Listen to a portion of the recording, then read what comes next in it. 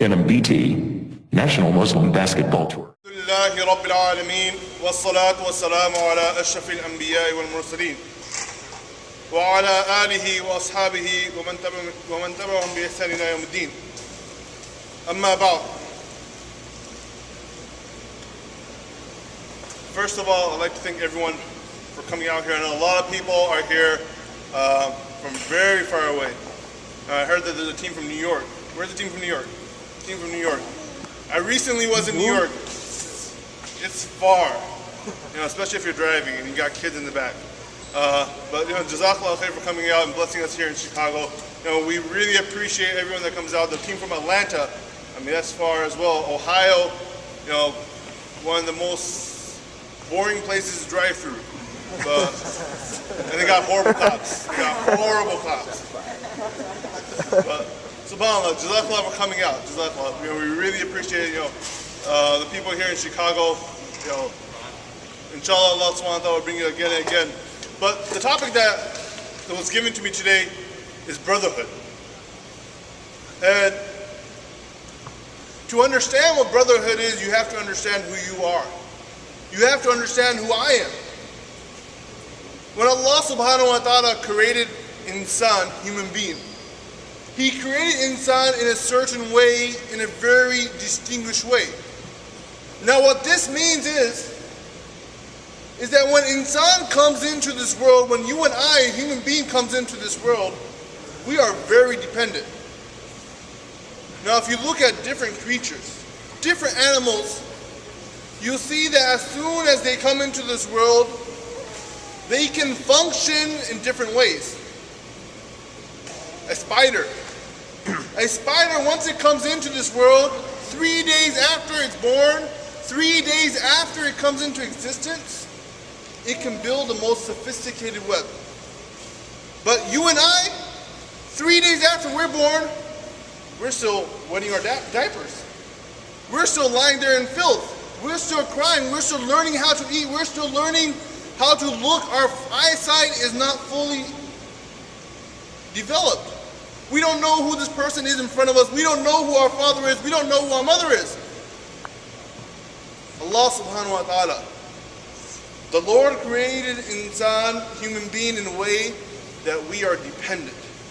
We depend on our parents to a certain extent. That they will come and clean us, they will come and feed us, they will come and give us something to drink. And from this we begin to learn all the different things. We begin to learn from our siblings how to walk and how to talk. We begin to learn from our friends different ways to hold ourselves, different ways to act. This aql that Allah subhanahu wa ta'ala gives. That Allah subhanahu wa ta'ala in the Quran says that when insan was created, it knew nothing. It had no knowledge.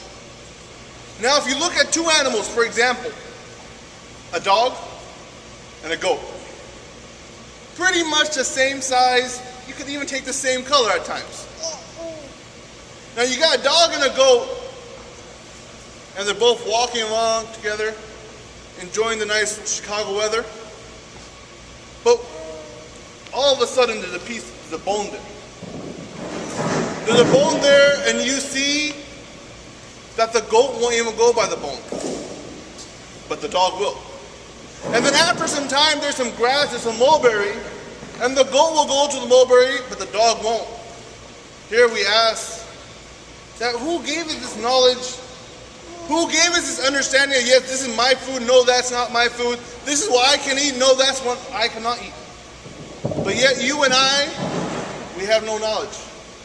That if you take a little kid, if you take a little child, and you leave this little child alone in a room, the first thing the child will do is try to eat everything in sight.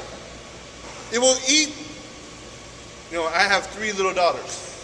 And my daughters have ate pretty much everything in my house. My clothes, the couch, shoes, everything you can think of, they try to put in their mouth, they try to, have a go at it.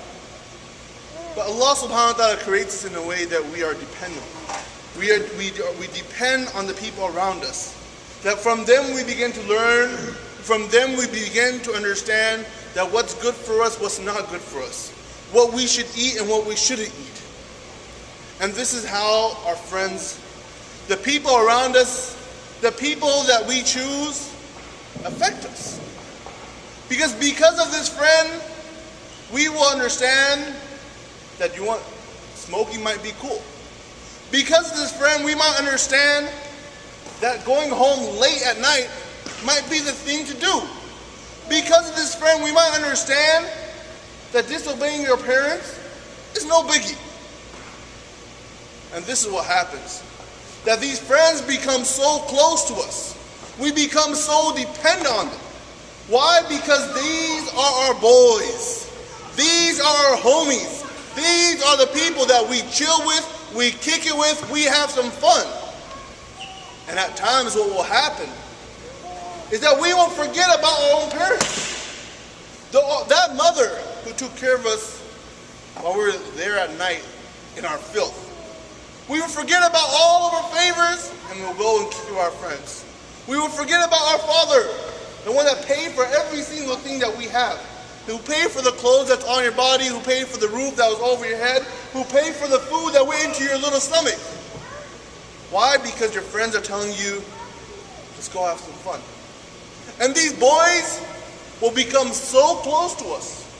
These friends of ours will become so tight that we will think to ourselves that I'd do anything for these people. I'd give my life for these people. I'd sacrifice my parents for these people. Why? Because he's my homeboy. But when push comes to shove, when push comes to shove and things actually get hard, when time begins to get rough, and na'udhu billah, you get locked up. You get locked up in an 8x10 cell in a state penitentiary. Guess what? Your homeboys, your friends, your homies, they no longer want to know you. If they even come to visit you one time, you'll be lucky.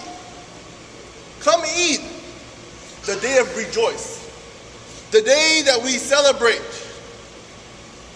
On your Eid day, when you are in your 8x10 little cell, your homies, your boys won't even have $1.50 in their pocket to send you an Eid card.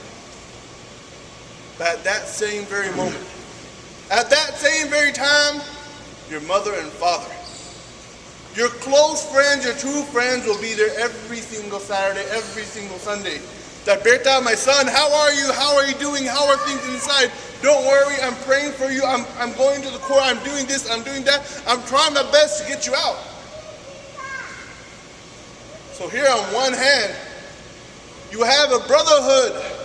You have a friendship, which is false. When time gets tough, they're not there to back you up. When you get locked up in an 8x10, or you get locked up 6 feet underneath the ground, they might even come to your burial and they might even shed a tear or two. But after that, your friendship is over. You were yesterday's news. They move on with their life. Let me tell you about the beauty of the brotherhood of Islam. The beauty of the brotherhood of the religion that you and I believe in.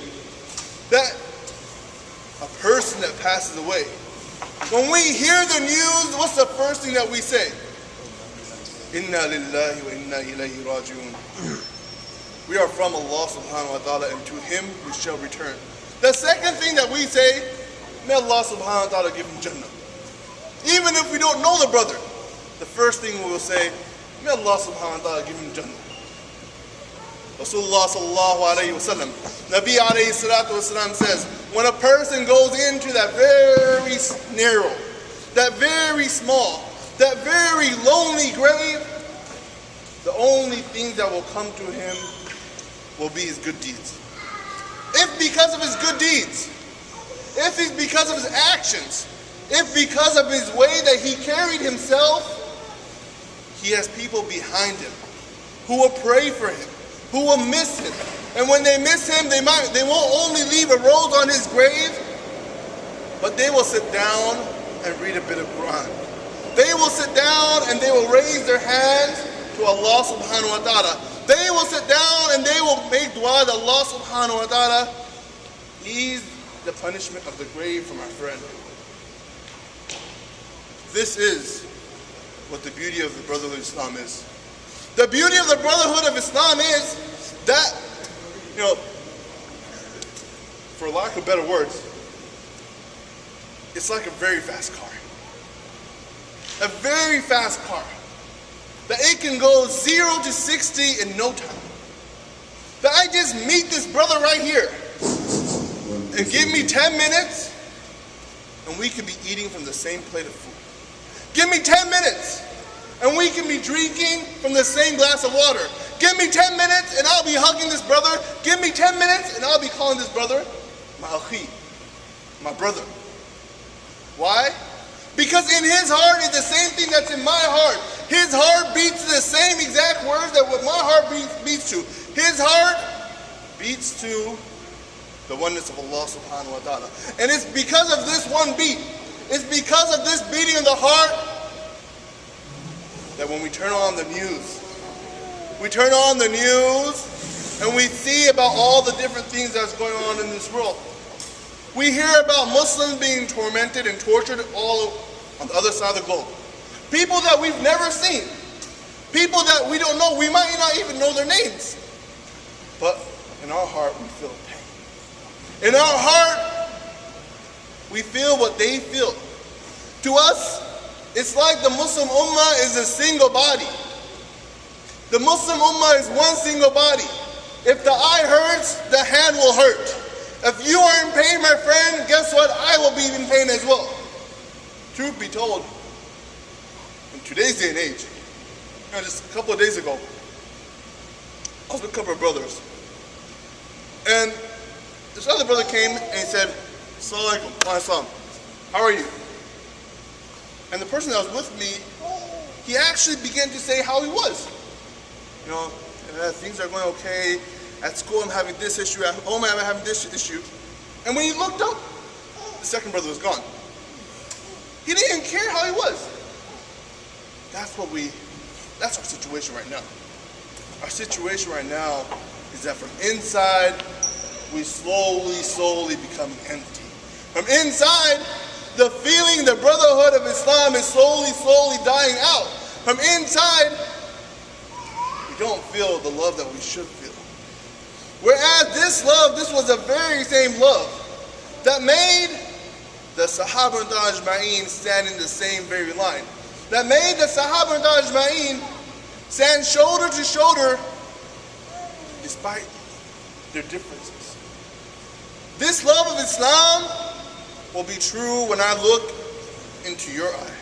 When I look into your eye, when I look into the brothers in the back in their eyes, and I cannot see anything else besides what's in their heart, and in their hearts will be Islam. I can't see their color, I can't see their language, I can't see the way they walk, I can't see the way they talk, but the only thing I see is the Brotherhood of Islam. This brotherhood that we share right here. For people to come from all across America to play in a basketball tournament, the one thing that brings us is Islam. The Muslim Ummah is like a body. If the eye hurts, the head will hurt. And if the head hurts, the whole body will hurt. I pray that Allah subhanahu wa ta'ala gives us true love for one another. I pray that Allah subhanahu wa ta'ala bring back the fierce lion, which is known as Islam. I pray that Allah subhanahu wa ta'ala reunites all of us in Jannah. Wa akhir da'wana alhamdulillahi rabbil alamin.